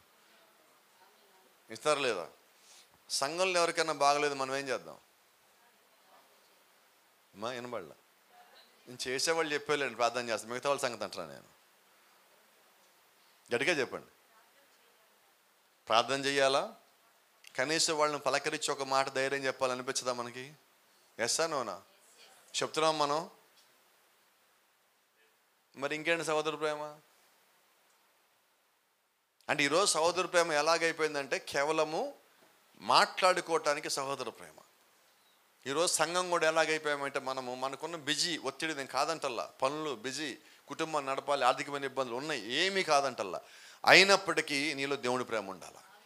అవన్నీ ఎంత ముఖ్యమో దేవుడి ప్రేమ అంతే ముఖ్యం. కనీసం మన ప్రార్థనే మనం చేయట్లే ఇళ్లలో ఈరోజు. ఇక ఇతరుల గురించి ప్రార్థన చేసేది ఎక్కడ? ఎటువంటి ప్రేమ ఈరోజు మనం వచ్చామంటే, ఆదివారం సంఘంలో కనిపించినప్పుడు, ఎదురు కనిపించినప్పుడు, బాగున్నావా, ఎలాగో నీ గురించి నేను చాలా ఆలోచిస్తున్నా, నిన్ను ఎంతో ప్రేమిస్తున్నా, నేను రాత్రంతా నీవే నా కళ్ళలోకి వచ్చావు, ఆలోచనలోకి వచ్చావు, నీ గురించి నేను కవితలు రాశాను చెప్తున్నావు. ఎప్పుడు? సంఘంలో ఎదుటిపడ్డాక. అయితే నిజంగా మనం ఉంటే ఎదురుకి చెప్పక్కల్లా, వాళ్ళకి తెలుస్తుంది మనం ఎలాగ ఉన్నామన్నది. అవునా? నేను వచ్చి చెప్తేనైనా నీ మీద నాకు ప్రేమ ఉన్నట్టు, నేను నీ గురించి ప్రార్థించేది ఉండాలి, నా మనసులో ఉండాలి, నేను చెప్పే మాటల్లో కాదు. ఈరోజు సంఘం ఎలాగైనదంటే, అంటే ఇక్కడున్న సంఘం గురించి ప్రపంచం మొత్తం ఉన్న దాని గురించి మాట్లాడుతున్నా. మాటలు ఎదుటి వ్యక్తి ఉన్నప్పుడే మనలోంచి ప్రేమను చూపించేవిగా ఉన్నాయి. అలాగే ఉండొద్దండి. అటువంటి ప్రేమ దేవుడు కోరుకోవట్లా. నువ్వు ఎక్కడ ఉన్నా నువ్వు ప్రార్థించే మనసు కలిగి ఉండాలి. ఎక్కడ ఉన్నా నువ్వు రాలేని పరిస్థితే, ఆర్థిక పరంగా నువ్వు రాలేవు, వేరే పరంగా నువ్వు రాలేవు, నీకున్న ఒత్తిడులకి, నువ్వు చేస్తున్న పనులకి, ఉద్యోగాలకి నువ్వు రాలేని పరిస్థితే, అయినప్పటికీ నీలో ప్రేమ అనేది ఉంటే అది ప్రార్థనా రూపంలో ఆ వ్యక్తిని చేరాల. ఆ పని నువ్వు చేయాల్సిందే. అలాగే నువ్వు ఎప్పుడైతే చేస్తున్నావో అప్పుడంట నీ లోపల సహోదర ప్రేమ ఉన్నది. ఒక వ్యక్తి మనల్ని ద్వేషించాడు, ఒక వ్యక్తి మనల్ని విమర్శించాడు, ఆ విమర్శించిన ద్వేషించిన వ్యక్తిని మనం ప్రేమించగలుగుతున్నామా? వినబడలేదండి. మనం క్షమించట్లేదు ఎవరిని, కానీ దేవుడిని మాత్రం ప్రభువా నేను తప్పు చేశాను క్షమించాయి అని అడుగుతున్నాం. నువ్వు ఇతరులను క్షమించకుండా దేవుడిని ఎలా క్షమిస్తాడు? అంటే ఈరోజు నేను ఇంకొక వ్యక్తిని, సంఘంలో ఉన్నవాడు నా తరపున నా పట్ల ఎవడో తప్పో పాపమో చేస్తున్నాడు, అబద్ధమో మోసమో చేస్తున్నాడు, లేదా ఒక నిందేస్తున్నాడు, కాబట్టి ఇప్పుడు నేను వాళ్ళని క్షమించాలా వద్దా? ఏం గట్టిగా రావట్లేదు. ఎస్సా నోనా? ఇప్పుడు నేను క్షమించకపోతే సహోదర ప్రేమ నా లోపల లేదు, కానీ ఇప్పుడు నేనేం చేస్తున్నా? నో, నేను క్షమించను అని మనం నో అని ఎప్పుడైతే అంటున్నామో జ్ఞాపకం పెట్టుకో. నువ్వు దేవుణ్ణి అడిగినప్పుడు కూడా ఆయన కూడా నో అనే సమాధానం చెప్పేస్తున్నాడు. నువ్వేమన్నావో ఆయన కూడా నీ పట్ల అదే అంటాడు. బైబిల్ అదేగా చెప్పినది. మనం ఒక ప్రార్థన చేస్తాం, జ్ఞాపకం ఉందా మీకు? మళ్ళా చెప్పిస్తాను అనుకోమాకండి. ఏం ప్రార్థన అది? పరలోక ప్రార్థన.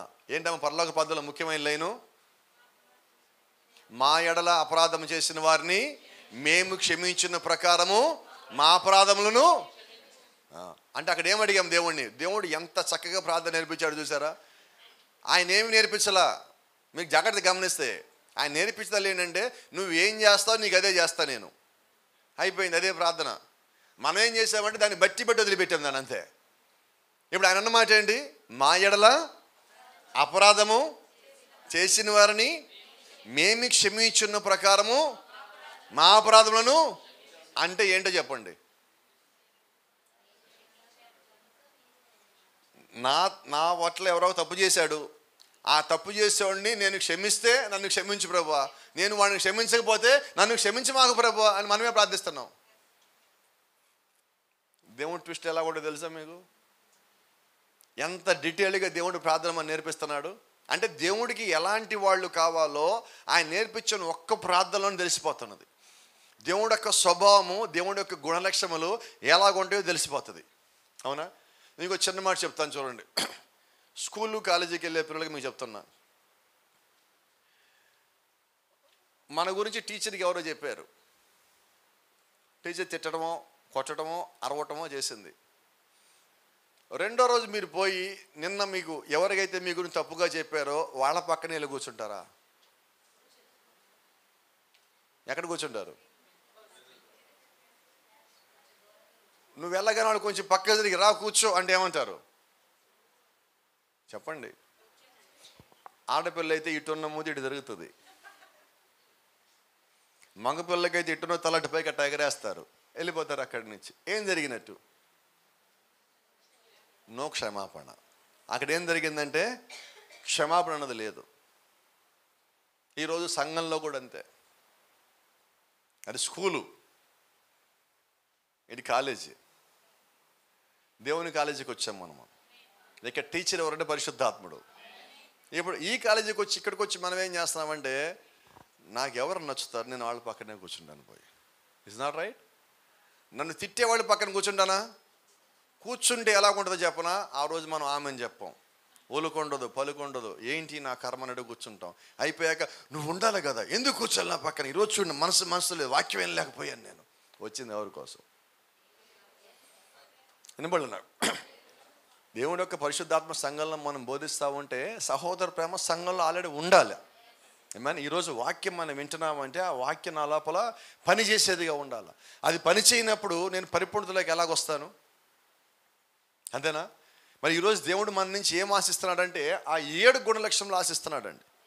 ఇలా మాట్లాడుకుందాం. ఫస్ట్ కింద కనిపిస్తుంది, దాని పేరు చెప్తారు నాకు ఒకసారి. ఇక్కడ కనిపిస్తుంది విశ్వాసం. రైట్. ఇప్పుడు సంఘములో మొట్టమొదటి గుణలక్షణం ఏంటి? విశ్వాసం.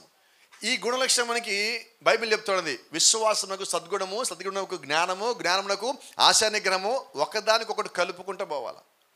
అయితే ఈరోజు సంఘంలో ఉన్న సమస్య ఏంటో తెలుసా? విశ్వాసం ఉంటుంది, సద్గుణం వచ్చేసరికి విశ్వాసం పోతుంది. అమ్మ సద్గుణం వచ్చేసింది నాకు. ఇప్పుడు సద్గుణం బాగా ఉన్నది, నాలెడ్జ్ జ్ఞానం వచ్చేసరికి సద్గుణం పోయింది, ఆల్రెడీ విశ్వాసం ఎప్పుడో పోయింది. ఏమవుతున్నాం ఈరోజు? ఇక్కడ గమనించాల్సి ఏంటంటే ఈ 7 ఏదో ఒకటి గ్యారంటీగా ఉంటుంది. అసలు లేకపోతే మనం తిట్టాల్సి వస్తుంది. ఏదో ఒకటి ఉంది కదా, ఇప్పుడు ఏదో ఒకటి ఉందని రాజీ పడదామా? నువ్వు నేను రాజీ పడితే ప్రయోజనం లేదు. నా ఉద్దేశం ఏంటంటే నువ్వు రాజీ పడద్దు, ఆ 7 గుణలక్షణాలు లోపల ఉండాలి. ఏంటి ఆ పిరమిడ్ మనతో మాట్లాడుతుందంటే 7 గుణలక్షణం ఉంటేనే పైన తలరాయి పెట్టబడుతుంది. ఆ తలరాయి పెట్టబడితేనే మనం పరిపూర్ణలు అవుతాం. ఈరోజు ఈ 7 గుణలక్షణంలో నీలో ఏ ఒక్కటి లేకపోయినా నువ్వు చివరికి వచ్చినా ప్రయోజనం ఏమీ లేదు. తర్వాత మీరు గమనిస్తే విశ్వాసం అన్నది చూస్తే చాలా పెద్దగా ఉన్నది. అవునా? సహోదర ప్రేమ ఎంత ఉన్నది గమనించినా? విశ్వాసం ఎంత ఉంది మనకి? బేస్మెంట్ అంత విశ్వాసం ఉన్నది. కానీ సహోదర ప్రేమకు వచ్చేసరికి మీరు ఎప్పుడైనా గమనించండి, కొంచెం కోపడం మాకండి, నా మీద ఎవరు కళ్ళు ఎర్రగా చేయమాకండి. మనకి సంఘ ప్రేమ సహోదర ప్రేమ కన్నా కూడా ఇంకా మనం ఒకదాన్ని దాటకుండా ఆగిపోయారు. దాని పేరే కుటుంబ ప్రేమ. నా మాటలు మీకు గాయం చేస్తాయి, అయినా కూడా మీకు నిజం చెప్పాలి. నేను కుటుంబ ప్రేమ మనం దాటాలా, వ్యక్తి ప్రేమ దాటాలా, కుటుంబ ప్రేమ దాటాలా, అప్పుడు నువ్వు సహోదర ప్రేమ చూపిస్తావు. మన ఇంట్లో వాళ్ళకి గాయమైంది, మనం ఎలాగుంటాం? మన ఇంట్లో వాళ్ళకి ఒక దెబ్బ తగిలింది, మనం ఎలాగుంటాం? సంఘంలో ఒకరికి గాయమైంది, దెబ్బ తగిలింది, మనం ఎలాగుంటాం? మన హృదయంలో ఉండే పెయిన్లో తేడా ఉంది. గమనించారా? మన ఇంట్లో అయితే వాళ్ళని చూడగానే మన కళలో నుంచి మున్సిపల్ ట్యాప్లో కాదండి, పైన ట్యాంక్ ఫుల్గా ఉన్నప్పుడు పంపు తిప్పినప్పుడు ఎలాగొస్తాయో ఆ మాదిరిగా వస్తాయి. సంఘంలో ఎవరికన్నా ఏమైనా అయింది, పాపం ఏంటిది అంటే నువ్వు కూడా వాళ్ళలాగా నువ్వు వాళ్ళ కొరకు అలాగ ఏడమని చెప్పడం నా ఉద్దేశం కాదు. మనం దాన్ని ఎలాగ తీసుకుంటున్నామని దాని గురించి నేను మాట్లాడుతాను అంతే. ఇక్కడ నువ్వు ఆ స్థితిలోకి నువ్వు రావాలంటున్నా. దేవుని కుటుంబము సంఘం అంటే నా కుటుంబం నేను కాదంటల్లా. అయితే నా కుటుంబం ఎలాగ ఫీల్ అవుతానో దేవుని యొక్క సంఘాన్ని కూడా నేను అలాగే ఫీల్ అవ్వాలి. అలాగ ఫీల్ అయినప్పుడే మనం కుటుంబానికి నిజమైన యజమాని అవుతాం. అలా కుటుంబాన్ని ఫీల్ అయినప్పుడే మనం ఒకటే శరీరంలో ఉన్నవారుగా మనం ఫీల్ అవుతాం. అపోస్తలుడైన పౌలు అంటున్నాడు, మనమందరము ఒక్కటే శరీరంలోకి బాప్తిజం పొందుతిమి. ఆ ఒక్కటే ప్రభువైన యేసుక్రీస్తు అయినప్పుడు మనం అందరి బాధలు పంచుకోవాలి కదా. అందరూ ఆనందం పంచుకోకపోయినా పర్వాలా, బాధలు మనం పంచుకోవాలి. అయితే ఈరోజు కొన్ని చోట్ల నేను చూస్తున్నాను, వాళ్ళకు ఒక మేలు జరిగింది, కనీసం నాకు చెప్పలేదు పాస్టర్ గారు. ఏంటది? మేలు జరిగినప్పుడు నీకు చెప్పకపోతే నష్టమేమీ లేదు, కానీ వాళ్ళకి ఏదైనా కీడు జరిగినప్పుడు నీ అంతటి నువ్వు తెలుసుకోవాలి. నేనంటున్నా, నీ స్నేహితుడు ఎక్కడున్నా 7 సముద్రాల అవతలున్నా కూడా నువ్వు ఇక్కడ ప్రేమ కలిగి ఉండాలంట. నేను ఈరోజు నువ్వు నిజంగా బైబిల్ చెప్పిన మాట ఒకటి జ్ఞాపం చేస్తున్నా. నీ ఇరుగు పొరుగు వారిని ప్రేమించు. ఎవరు నా ఇరుగువారు పొరుగువారు? జాగ్రత్తగా చెప్పండి. నీ వలే వాక్యంలో విశ్వాసాలు ఎదుగుతున్న నీ కుటుంబంలో వాళ్ళు నా ఇంట్లో ఉంటారా, వాళ్ళు సంఘంలో ఉంటారా అన్నది కాదండి. వాళ్ళు వేరే ఊళ్ళో ఉంటారన్నది కూడా కాదండి. మనం ఏమై ఉన్నామంటే వాక్యానుసారంగా బంధుత్వం కలిగి ఉన్నాం.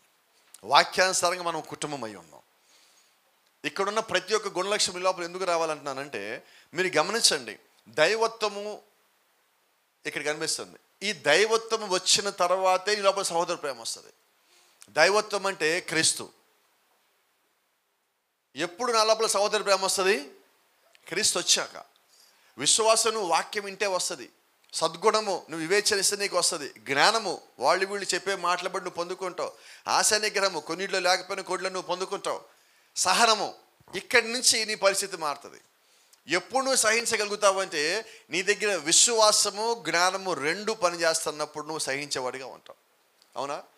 ఎలా చెప్పనండి, మనల్ని ఎవరైనా ఒక వ్యక్తి తిట్టారనుకోండి, మనం ఎలాగుంటాం? ఎమ్మటే ఇలా మాట్లాడదాం. మనల్ని ఎవరైనా తిడతా ఉంటే వాళ్ళ దగ్గర మొదట కుర్చీ వేసుకొని కూర్చొని ఎంతసేపు ఉంటాం మనం? మనల్ని ఎవరైనా తిడతా ఉంటే.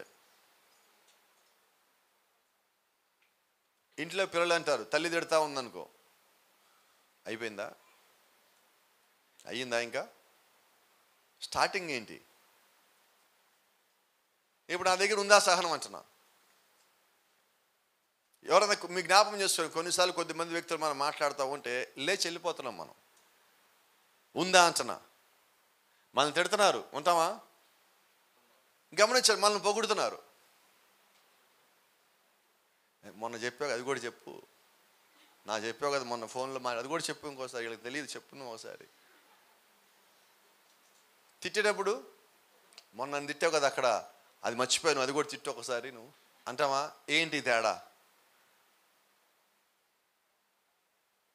ఎంత ఇష్టం మనకి పొగడతలంటే.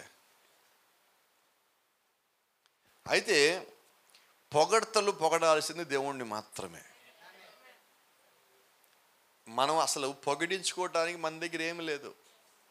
ఏమన్నా ఉన్నది అంటే అది ఆయన బట్టే ఉన్నది, కాబట్టి మళ్ళీ ఆయనే పొగడాలా, ఆయనే స్తుతించాలా. మనలో అయితే ఏమీ లేదు. మనలో అంటే మీకు కోపం వస్తేమో మిమ్మల్ని ఎందుకు బాధ పెట్టాలి. నాలో అయితే ఏమీ లేదు.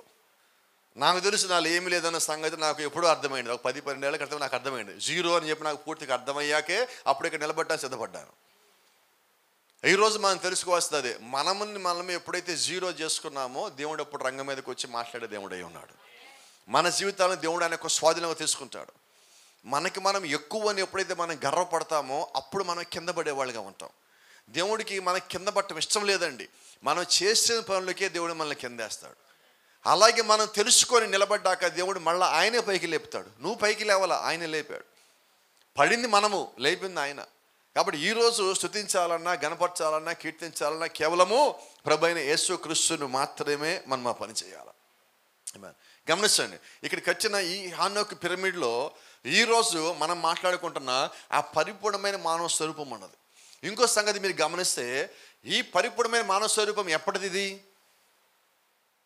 కొద్దిమందికే తెలుసు. ఇది ఏదైనా తోటలో దేవుడు ఆదామును చేసినప్పుడు ఆదాము ఇవన్నీ కలిగి ఉన్నాడు అక్కడ. ఇప్పుడు దేవుడు మనల్ని కడుతుంది అదిగో ఆ పిరమిడ్లో. హానోకు కట్టింది ఈ పిరమిడ్. ఇప్పుడు ఈ పిరమిడ్ ఆ పిరమిడ్కి సాదృశ్యంగా ఉన్నది. ఆ పిరమిడ్ ఒరిజినల్ కాదు. ఆ పిరమిడ్ ఒరిజినల్ ఎవరంటే ఏదైనా తోటలో ఉన్న ఆదాము. ఇప్పుడు దేవుడు మనల్ని ఆ పిరమిడ్లో కడతాడు. అర్థమేంటో తెలుసా? తిరిగి పడిపోయిన ఆదాము అవ్వలు ఏ రూపంలో అయితే ఉన్నారో, ఏ స్థితిలో అయితే ఉన్నారో దేవుడు మనల్ని తీసుకెళ్ళి వాళ్ళు పడిపోవటానికన్నా ముందున్న స్థితిలో కడుతున్నాడు. హల్లెలూయా. అంటే ఇప్పుడు పిరమిడ్ మన జీవితంలో ఉందా?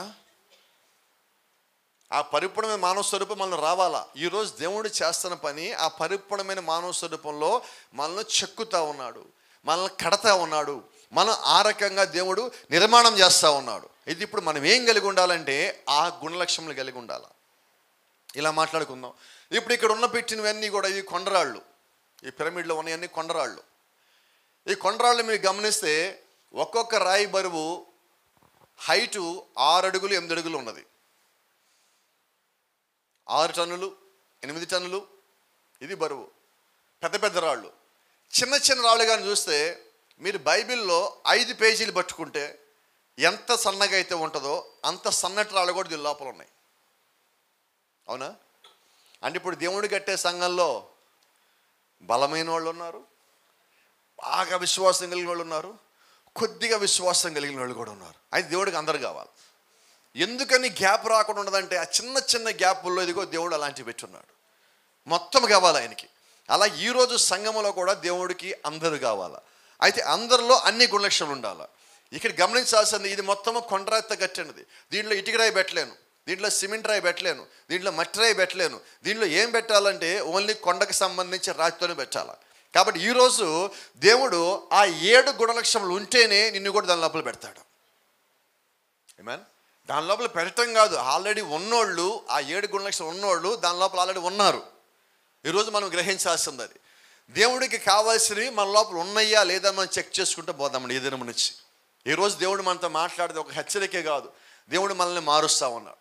ఆయన యొక్క స్వరూపంలో ఏమేమైతే కావాల్సి ఉన్నాయో అవన్నీ దేవుడు మనకి ఇంకా స్పష్టత ఇచ్చి మనకి తెలియజేస్తూ ఉన్నాడు. కాబట్టి ఈరోజు దేవుడి యొక్క చిత్తం మనం తెలుసుకున్నామంటే చేయాల్సిన మొదటి పని లోబడటము. సహనం కావాలంటున్నాం. సహనం కలిగి ఉన్నామా? ఇప్పుడు పాస్టర్ గారు సహనం కలిగి ఉండమని చెప్పారు. కాబట్టి సాయంత్రం ఇంటికి వెళ్ళి, మమ్మీ, ఈజిప్ట్ మమ్మీ కాదు, గుంటూరు మమ్మీ, నువ్వు కూర్చో, ఏం తిడతావో తిట్టు, నాలో సహనం ఉందో లేదో నువ్వే తెలుసుకుంటా, తిట్టు నన్ను ఇప్పుడు అని మీరు ఇళ్ళకి వెళ్ళి మీరు ప్రతిజ్ఞలు చేయకండి. నేను ఆ సహనం గురించి మాట్లాడాలి. నీ జీవితంలో ఒక నిర్ణయం తీసుకునేటప్పుడు, ఒక సంఘటన ఎదురైనప్పుడు నీవు దాన్ని ఎలాగ సహనంతో తట్టుకుంటున్నావు, అప్పుడు నీలో దేవుని యొక్క దైవత్వము, దేవుని పట్ల కలిగిన విశ్వాసము, ఆయనలో పెట్టిన జ్ఞానము, ఆయన పట్ల నువ్వు కలిగి ఉన్న దైవభక్తి, ఆశా నిగ్రహము, ఇవన్నీ నీ లోపల పనిచేస్తున్నాయా లేదా అవి నువ్వు చెక్ చేసుకో. అవునా? నేను బయటికి నేను సహనం కలిగి ఉన్నాను అని చెప్తానే, వెనక్కి పోయి భరిత చస్తున్నా నేను అన్నాం అనుకో, ఎట్లుంటుంది? అంటే ఇప్పుడు నేను ఏం చేశానండి తెలుసా, పబ్లిక్ కన్జంప్షన్ ఒక పదం ఉంది ఇంగ్లీష్లో. ఇంగ్లీష్ టీచర్ ఇక్కడే ఉందా? పబ్లిక్ కన్జంప్షన్ ఒక పదం ఉన్నది. ఈ పదం ఏంటంటే బయట వాళ్ళకి మంచిగా చూపించుకోవటం. నువ్వు బయట వాళ్ళకి మంచిగా చూపించుకున్నావు, మరి దేవుడికి ఏం చూపించావు? నువ్వు బయటికి చెప్పిందంతా నటన అని చెప్పి దేవుడిని చూపించేస్తున్నావు. నేనంటారా దీన్ని బట్టి ఇప్పుడు దానిలో ఉన్నావా? లేవండి. కాబట్టి ఈరోజు మనం ఏం చేద్దాం? చంపేద్దామండి కొన్నిటిని. మీకు ఆయన చంపడం వల్ల తిన్నట్టు పడదు, మీకు ఉరిశిక్షలు పడవు వాటిని చంపేయటం వల్ల. ఇప్పుడు ఏం జరుగుతుంది ఇక్కడ? దేవునికి వ్యతిరేకమైనది నిన్ను ఆ పరిపూర్ణమైన మానసరూపంలో కట్టబడకుండా నీకు అడ్డుపడేది అయితే ఉన్నదో దాన్ని చంపేయండి అంటున్నాను. దాన్ని తీసేయండి మన లోపల నుంచి. అది ఎంత గొప్పదైనా తీసేయండి, అది ఎంత మంచిదైనా తీసేయండి. నీకు దేవుడికి మధ్యలో అడ్డొచ్చేది నీ లోపల ఉండటానికి వీల్లేదు. అది విలువైనది కావచ్చు, గొప్పది కావచ్చు, ఉన్నతమైనది కావచ్చు, శ్రేష్టమైనది కావచ్చు, చూస్తే అంతమంది ఆహారాన్ని ఊహానొచ్చు, అయినప్పటికీ అది దేవుడికి నీకు మధ్యలో అడ్డొస్తే తీసి దాన్ని బయటపడేయండి. ఎందుకంటే దేవుడికి నువ్వు కావాలా. నీ జీవితంలో ఎప్పుడైతే దేవుడు మొట్టమొదటి స్థానానికి వచ్చున్నాడో నువ్వు ఆ పరిపూర్ణమైన స్వరూపంలో ఒక భాగమై ఉన్నావు, నువ్వు జ్ఞాపకం పెట్టుకో. ఆమేన్. God bless you. దేవుడు మిమ్మల్ని దీవించును గాక. మరి ప్రభు చిత్తం